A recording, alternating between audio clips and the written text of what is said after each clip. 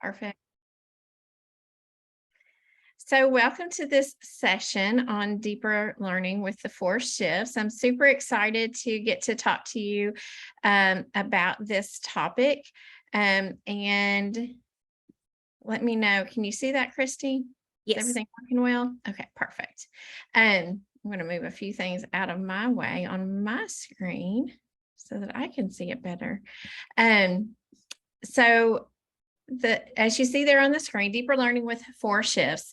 And I love Todd Whitaker. If you all were not laughing at a bunch of the stuff he says, then maybe you need an extra cup of coffee because he's hilarious.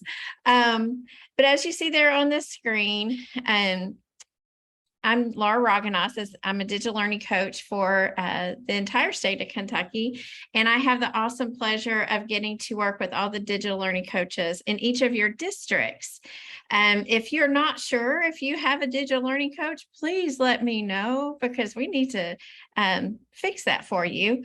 And as you see there on the screen, also you have my contact information if you want to reach out to me afterwards. If you are not following the Kentucky DLCs on Twitter, then there's our handle. I would highly recommend you do that.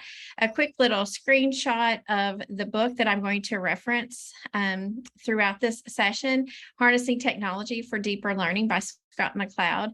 And so a lot of the things that we have heard over the last few years around deeper learning is so very important, but they all touch on the what it is and why we need to do it.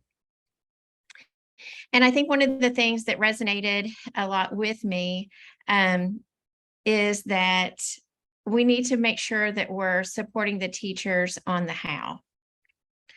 And they hear so many things and they're given so many new ideas and new topics and new thought processes along the way, but we don't really stop and tell them how to do those things. And so that's what this book does. And it's honestly, y'all, I've been in this type of a role for over 20 years, and this is probably the easiest book I've ever come across to roll out. We actually started talking about this as digital learning coaches back in 2019. So think about that year. That was the year before the pandemic hit. And so our digital learning coaches have actually been looking at how to help teachers make this shift. And Scott McCloud talks about those four little shifts that a teacher can make without feeling like it's one more thing on top of what they're already doing. So we actually started talking about this before deeper learning was even a hot topic in the state of Kentucky. So if you have not jumped into that book, you've not read that book, you can jump out onto Amazon and it'll show up on your doorstep by first thing in the morning if you're a Prime member. And I think it's like $14. So very, very simple little book. If you do have digital learning coaches, I can promise you they can talk about this quite a bit. And so I know that Pam Rowland, if she's still here, she's got a session this afternoon. She enjoy your rolling. So as a follow-up to this one, I'm going to give a plug for them. After you listen to this one, make sure you listen to theirs this afternoon because they're going to jump a little deeper into it this afternoon. But let's jump on into what deeper learning is and some of those commonalities between the pieces that we see and we hear all the time. So take a look there at some of those bullets on my screen. So deeper learning competencies. This is something that you're hearing from groups, from KDE, from your co-ops. Deeper learning competencies like mastering the core academic content, critical thinking and problem solving, effective communication, learn how to learn, develop academic mindsets and collaboration. Keep those verbs in mind. One of the things that I talk about with our DLCs a lot are to focus on the verbs, not the nouns. Focus on the verbs. What's happening? What are your students and your teachers doing? All right, flip over here to the one right beside it, the portrait of a learner. Listen for some common verbs. Critical thinker, effective communicator, empowered learner, productive collaborator, engaged citizen. Do you see any common words in those two? So we talk a lot about the deeper learning competencies. And we talk about developing a portrait of a learner. Some of us call it a portrait of a graduate, a profile of a learner, a profile of a graduate, whatever you call it in your building or in your district. The pieces underneath that title are similar. So just looking at those two, I see a lot of commonalities. So we give those things to our teachers and we ask them to do that. But they look at some of those words and they don't even know what they mean themselves. Or they go out and they Google it and they come up with something, but it may not be the thing. But let's take a look at the Kentucky Academic Standards for Technology right there in the middle. So I would be negligent if I did not give a little plug for our technology standards.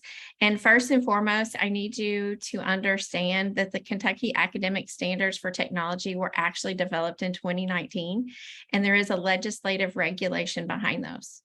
Those are not optional standards. The regulation says that the technology standards should be embedded in every single classroom, kindergarten through grade 12, and in every content area. They are not to be pushed into a computer lab. They are not to be pushed off on the librarian. Every single teacher in your classroom should be implementing those standards. And the next thing to understand about those standards is that those are student standards, very different from all our other standards. When you look at our English standards and math and science and social studies standards, then we know that those are standards that a teacher can check that box that they've taught those on a certain day in a certain on a certain lesson in a unit, and they can prove that by their lesson plans, right? So the Kentucky Academic Standards for Technology are the student standards. What are your students making and creating when your teacher teaches that other lesson, meeting those other standards? So are they creating, a Flipgrid, an Ed puzzle? Are they making a video? Are they, collaborating? Are they creating a presentation? All sorts of things. So, and that becomes a part of the portrait of a learner. So by the time they graduate, they should be able to say that, yes, they met those competencies in technology. And just by the way, another little plug, back in 2019, your minimum graduation requirements changed as well. Minimum graduation requirements. And at the bottom of that document, there is a bullet that says demonstrates competencies in the use of technology. And that little bullet at the minimum graduation requirements is in reference to that regulation. So whenever your students are graduating, you're in essence saying that your students have met these standards. So we need to ensure that they truly are. But that was my plug on the standards. So let's get back to the 4 shifts. And what I want you to see, though, in that bottom square, look closely at some of those verbs. Empowered learner. Do you see empowered learner in the competencies and in the portrait of a learner? I do. Digital citizen. Portrait of a learner, engaged citizen. Knowledge constructor. What are they making and creating? I see that in both of those. Innovative designer. What are they designing? Computational thinker. Creative collaborator. Global collaborator. Y'all, if you're wanting to tell your teachers how to embed deeper learning competencies in a portrait of a learner, they need to be engaging those technology standards, because when you jump into those indicators, there are ways to do that, okay? But again, a lot of teachers become overwhelmed with a lot of the verbiage, right? So how do I do that so that it's not such a heavy load and a heavy lift for them? So in Scott McLeod's book, we use the subtitle because it's just shorter. Instead of saying harnessing technology for deeper learning, we just call it the 4 shifts. So we use his subtitle, the 4 shifts, and there are the 4 shifts: deeper thinking and learning, authentic work, student agency and personalized learning, and then finally technology infusion. And here's what I want to really hit home. He intentionally adds the technology infusion last because it should be last. It should not be the focus. Obviously, during the pandemic, we had a huge focus on technology, but that is never our focus. The technology is seriously just a tool that should be just in the background and used when and where and if it makes sense. And so if you're focusing on those first 3, technology will be taken care of. So we're not even focused on that. So let's take a little deeper look into what that means. Matt Miller, if you don't know Matt, he is a phenomenal digital learning coach and does a lot of things with our DLCs and shares lots of fantastic resources. But let's take a look at those 4 topics, so those 4 shifts. The first one, deeper thinking and learning. I love the image that Matt made because he, in just real quick little icons, hits on the topics underneath those 4 subheadings. So deeper thinking and learning. If I look at some of those, I start to see the technology standards, and I see the portrait of a learner, and I see the deeper learning competencies, creativity, critical thinking. Under authentic work, you start to see authentic practices and roles. Under student agency, oh my goodness, voice and choice. And then in technology infusion, I start to see some of the 4 C's, right? Of communication and collaboration, digital citizenship. Ooh, that's a big one.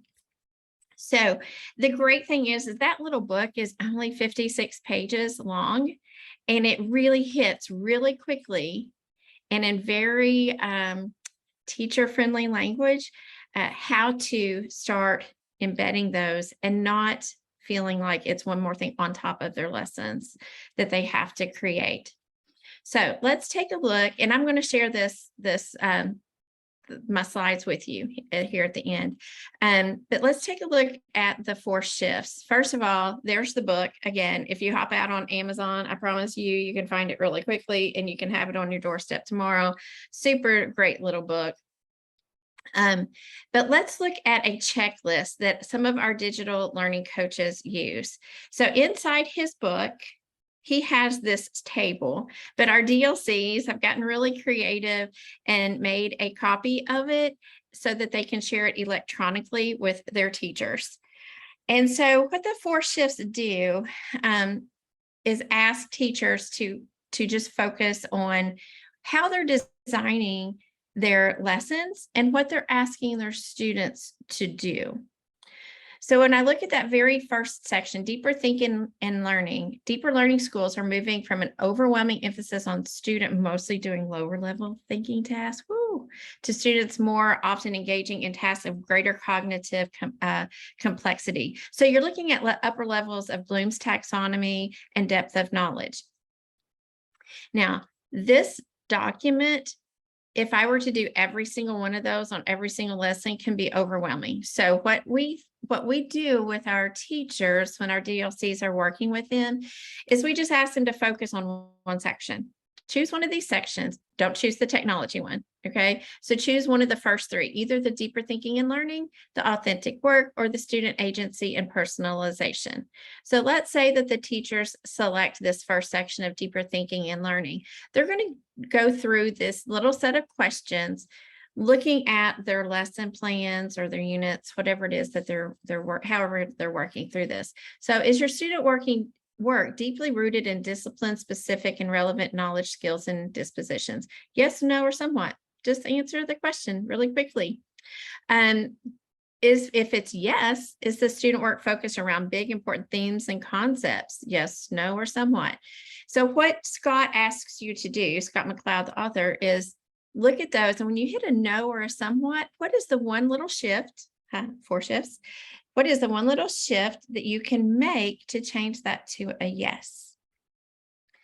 Don't even go to those next sections. Let's just focus on one. So if you're focused on deeper thinking and learning for a while, focus on that until it becomes a part of your normal routine when you're designing what it is you're teaching and how you're asking your students to demonstrate their understanding of what's going on in your classroom. Are there any questions yet about that? Christy, do we see anything coming through? No? Okay. If anybody has a question, feel free to drop it in the chat, or I'm not opposed to you just unmuting and just asking. Okay. And so, but again, I'll share this with you here in just a little bit. So let's take a look. Greetings. I'm going to stop Scott for just a second. This is Scott McLeod, and I want him to share a little bit about what it is he's doing or what the focus is with his work and how we are using it for those of us using it already in Kentucky. This is Scott McLeod. I'm an associate professor of educational leadership at the University of Colorado, Denver. I spent a lot of time working with school leaders and teachers all around the world, sort of future-ready students, future-ready graduates, future-ready school systems. And what are those skill sets and mindsets necessary to be successful in the 21st century and beyond? It's fun work. So welcome to the 4 Shifts video series. I'm gonna make my video a little smaller here, kind of explain the purpose of what we're trying to make happen in this set of videos and exercises.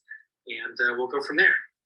So everywhere I go, pretty much almost every educator I run into is trying to make more of this stuff happen, right? We know that in a global innovation society, we need kids who are thinkers and problem solvers who can communicate well and collaborate with others in creative ways. They need technological fluency. They hopefully have some global awareness. They're able to drive their own work and be adaptive self-learners as necessary. So sort of a large host of newer skill sets that maybe in the past we reserved for maybe some college-going elite graduates, and now we know we need to go deeper into our graduate pool in terms of helping students acquire these life success skills. The challenge, of course, is that schools weren't really designed to do this kind of work. They were designed to do more of this kind of work, right? And, it's still important, right? Like we still need kids to know stuff. We still need kids to have basic skills. We need them to be able to do those essential academic things that we've always focused on. The challenge for us is how do we start working in some of those other skill sets and life success components into the traditional modality of schooling. So most of the schools that I work with around the world are focused on what I call the 4 big shifts, right? It's the shift from lower level thinking tasks. How do we up the cognitive complexity of the work so that kids are doing higher level thinking or deeper learning more often? So they can be those critical thinkers and problem solvers that we know we need them to be. How do we give kids more agency in that work so that they can be those self-directed lifelong learners that we know they're going to need to be when they leave us? And when we give kids greater agency, we also enable some more engagement and motivation because they have the autonomy to have some choice and ownership in what they do. And it also allows us to better personalize and individualize and differentiate for them. Third big shift is really around authentic work, right? We have kids ask us all the time, what do I need to know this? What do I care? What meaning does this have to me now or later? What's the relevance? And when we connect kids to real world authentic context outside of school, so that we're moving them from that isolated, siloed classroom work to work that's connected to local or online or global communities, they stop asking those questions because they see the relevance of the learning tasks and how it integrates with the academic learning we're trying to make happen.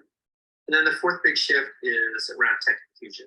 And that's important of itself, right? We no longer live in an analog world. Our entire information landscape is digital and online, connected and technology suffused. But that shift is also important because it allows us to live in those first 3 areas of higher level thinking, student agency, and authentic work in some really interesting and powerful ways, right? Like there's just ways to give kids agency with tech that we just can't do without it. We can create opportunities for kids to do some fascinating, authentic work, some deeper learning with the technology that we can without it, and so on. So it's a nice lever for the first 3 shifts, and that's pretty important as well. So the whole purpose of this video series is, because I can't be everywhere at once, is to introduce you to a protocol that I made with my friend Julie Braver. All right, I'm going to stop that there. As he mentioned, and I wanted you to hear him talk about the fact that he has some videos around this. Want to think about this after today, so after the P3 conference is over, and you're like, okay, that was good, but now I don't know how. And again, there's the how. Understand that I'm also giving you some other resources right here on the slide deck. All right. So Dangerously Irrelevant, that's the top, that's his website. And so on his website, he is giving you tons of video series and blog posts, how to move from substitution to deeper learning. All of this information is on his website. Guess what? It's free. But I wanted to also point this out to you. How exciting is this? So Scott works with people around the globe, and the #1 users of 4 Shifts, do you see that on the top of the list? Kentucky. all digital learning coaches statewide. So our DLCs, like I mentioned earlier, since 2019 have been using this 4 shifts protocol to help their teachers to really dig deeper and provide that more engaging learning that's taking place in the classrooms. Let me go back to this. So as I mentioned earlier, so yay, Pam, and the Rowan County team. So they're going to have a session, and I don't want to totally steal their thunder because you may be using some of this later. But I've also, if you can't make it, because there's tons of good sessions today. If you don't, I wanted to take a second and just kind of give a huge shout out to Rowan County. Pam Rowland is their digital learning coach, and Julia Rawlings, I don't know if Julia's on this one or she's in another call, but they are a phenomenal team. So if you're looking for some really good examples of what it means to shift, and I love her title, Get Shifty, then she is sharing all of her resources, y'all. Like, there's the document that I just shared a second ago. I love that quote. If we want deeper learning, greater student agency, more authentic work, and rich technology infusion, we have to design for them. You can't be teaching from your same lessons that you've had for the past 20 years and expect greater things to happen. So we have to start changing the design of what we're having. So Pam's got tons of resources in here. Like, it's just chock full of greatness. She also has shared her fellowship session 1. Like, what do you do? Like, what do I do the first time I pull some of my teachers together and start helping them make these shifts? She's got a bunch of her resources in here. So you can grab some of that. And then she also has this phenomenal newsletter. She uses S'mores, and it's brilliant, the things that she shares with her teachers. But she's been sharing a lot of these things. Now, the beauty that they have is that in Rowan County, and Pam, you're welcome to jump in and say something if you want, is that she takes this and she embeds it with what the other great things that they're doing. So whether it's a project-based learning, whether it's studios and centers, that there are bits and pieces of all of it that's going to help transform. And sometimes you have teachers that you mention different processes and they just don't resonate with them. And so, but you can pick some of these and it's just simple little questions to make those shifts. And it's just something that's not overwhelming for teachers to think that they have to totally trash everything that they've been doing and create something brand spanking new. And then Bowling Green Independent has been doing a lot of around the 4 shifts for years as well. And so they have Teach to Transform is the name of their cohort. And she's got lots of videos and things out there. So you can go through this little, this Teach to Transform and see some of their playlists and some of their activities and the ways that they have embedded that. And then finally, I would be totally remiss if I did not mention our digital learning coaches, like I said, across the state. We have 682 digital learning coaches. Pre-pandemic, we had 195. So we've added 500 digital learning coaches in 2 years. I think that speaks to the fact that our districts see the vital role that these people are playing in helping teachers to transform their lessons. You know, we've thrown a lot of technology at them and asked them to just do things, but they don't know what to do. And sometimes those devices are in the way, or sometimes they just use it as a babysitter, and that is not the thing to do with them. So making sure that we use the technology when and where it makes sense. And if it doesn't, then take out your paper, pencil, and scissors and get to work. So we would never want what happened during the pandemic to be what a digital learning coach is thought of. But it did help us move that needle a little faster for some of those more resistant people. But on the Digital Learning Coach website, you're going to find a lot of information about how we divide the state. There's information about the technology standards and a dashboard of resources and examples, which is phenomenal that our DLCs are building. And it's literally student examples of Kentucky students who are meeting those standards in a deeper learning classroom. All right, so I'm going to pause for just a second and go back to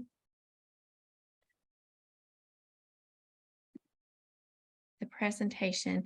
Do you have any questions for me? And feel free to unmute or just drop them in the chat. I'm good with that.